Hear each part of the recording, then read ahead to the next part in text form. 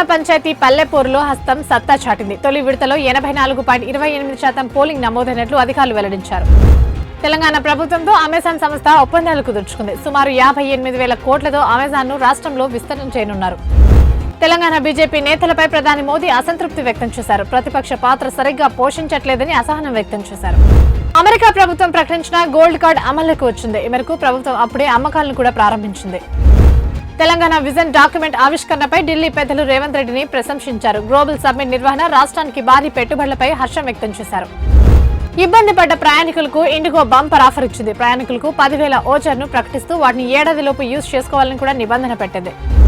ప్రధాని మోదీపై వైఎస్ షర్మిల తీవ్ర స్థాయిలో విమర్శలు చేశారు. ఏపీలో కూటమి పాలన బాగుందని ప్రధాని చెప్పడం చూస్తుంటే పచ్చకామర్లు సోకిన వ్యక్తికి లోకమంతా పచ్చగా కనిపిస్తున్నట్టే ఉందని ఆమె ఎద్దేవా చేశారు.